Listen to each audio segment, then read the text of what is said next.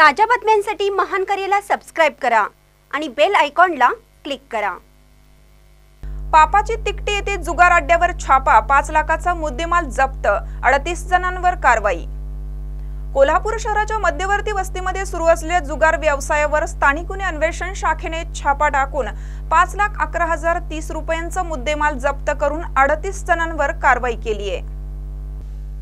स्थानिक गुन्हे अन्वेषण शाखेचे पोलीस निरीक्षक रवींद्र कळमकर यांना कोल्हापूर शहरातील मध्यवर्ती पापाची तिकटी नजीक आमले महालक्ष्मी गल्लीतील मारुती टॉवर या इमारतीच्या तळमजल्यामध्ये बेकायदेशीरपणे जुगार व्यवसाय सुरू असल्याची माहिती प्राप्त झाली।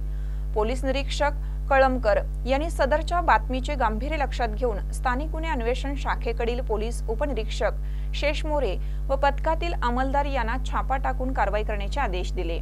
त्याप्रमाणे त्यांनी अचानकपणे छापा टाकून कारवाई केली।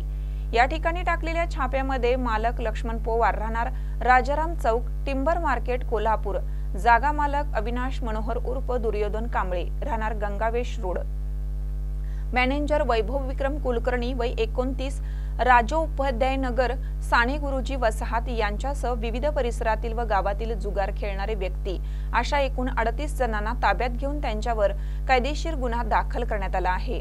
सदरची कारवाई स्थानिक गुन्हे अन्वेषण शाखेचे पोलीस निरीक्षक रवींद्र कळमकर व पोलीस उपनिरीक्षक शेषराज मोरे, सहाय्यक फौजदार Raju Shinde, police head constable Vilas Kirolkar, Sanjay Padwal, Sachchit Desai, वसंत पिंगळे, नवनाथ कदम, हिंदूराव केसरे, बालाजी पाटील, अमित मदने आदींनी केली। महान न्यूजसाठी संभाजी चौगले, कोल्हापूर।